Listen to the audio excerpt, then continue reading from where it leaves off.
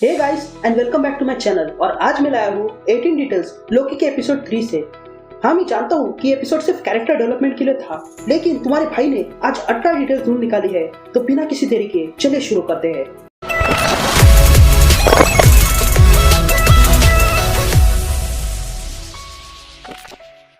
Number 1। तो episode की शुरुआत में हम C20 और सिल्वी को देखते हैं जो बात कर रहे थे। आई नो कि ये सीन काफी अलग लग रही थी, लेकिन फिर हमें समझ आता है कि ये दरअसल में एक ड्रीम जैसा है जो C20 को लेडी लोकी दिखा रही थी। यहाँ हम बैकग्राउंड में एक गाना भी सुनते हैं जिस गाने के बोल कुछ ऐसे हैं। Please forgive me, I got demons in my head, try न ईट मी, ट्राई न feed me, lies until I am dead. और ये गाना यहाँ बिल्कुल सूट होता है क्योंकि सिल्वी भी C20 के दिमाग में ही घुसी हुई थी। नंबर 2।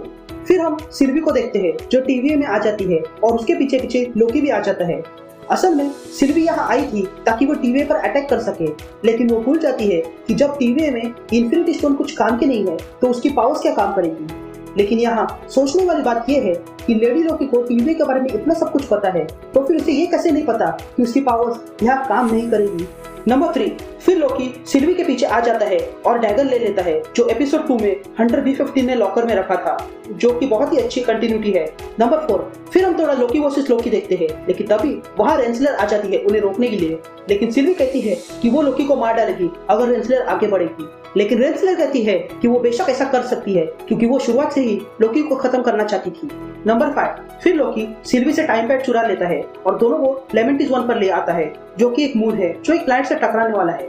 यहाँ वे लोग देखते हैं कि वो ऐसे प्लैनेट पर है जो थोड़ी देर में खत्म होने वाला है। और यहाँ देखोगे तो जब उस प्लैनेट के कुछ पार्ट्स नीचे गिर रहे थे तब पहली बार लोकी सिल्वी को बचाता है और दूसरी बार सिल्वी लोकी को। नंबर 6। सिल्वी देखती है कि टाइम पैड की पावर डाउन हो रही है और तब लोकी उसे टाइम पैड छीन लेता है क्योंकि वो जानता था कि अगर उसके पास टाइम पैड नहीं है तो सिल्वी कभी भी उसे मार सकती है, और इसीलिए उसने टाइम पैड को अपने पास ही रख दिया ताकि जब तक वो उसके पास है सिल्वी उसे मार नहीं सकती। और लोकी भी सिल्वी को नहीं मार सकता क्योंकि उसे भी पता है कि वो एक ही है जो जानती है यहाँ से बाहर कैसे निकले।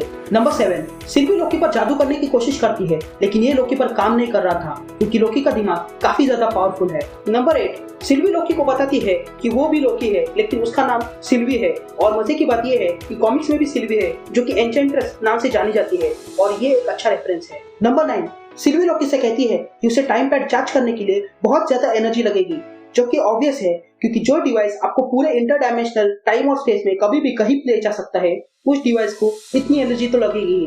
नंबर 10।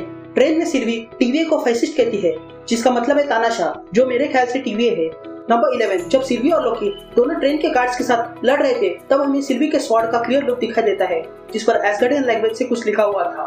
नंबर 12। ट्रेन में लोकी बहुत ज्यादा पी लेता है और पीने के बाद वो ग्लास को फेंक देता है, और ऐसा ही कुछ हमने थॉर के फर्स्ट पार्ट में भी देखा था।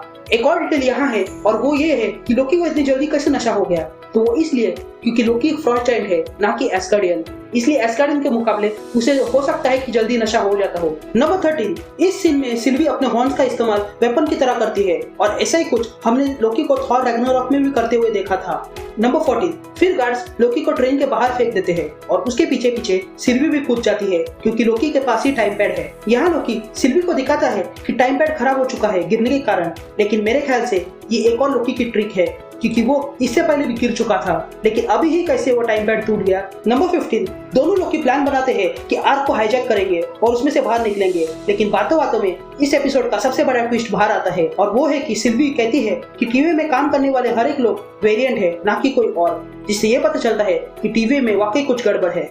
नंबर 16। फिर हमें लोकी और सिल्वी को भागते हुए देखते हैं, और सच में वो एक वन शॉट सीन है जो कि बहुत ही देखने में मजेदार था।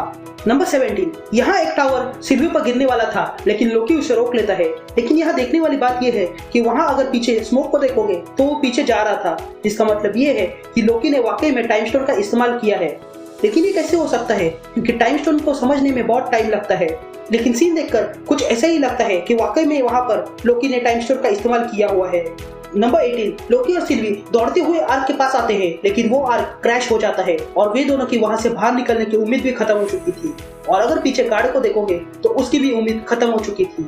तो बस इतने ही डिटेल ढूंढ पाया हूँ। आई होप कि आपको वीडियो पसंद आया होगा, और अगर वीडियो पसंद आए तो वीडियो को लाइक कर देना और चैनल पे नए हो तो सब्सक्राइब भी कर देना, और मैं मिलता हूँ आपसे एक नए एपिसोड में। तब तक के लिए बाय।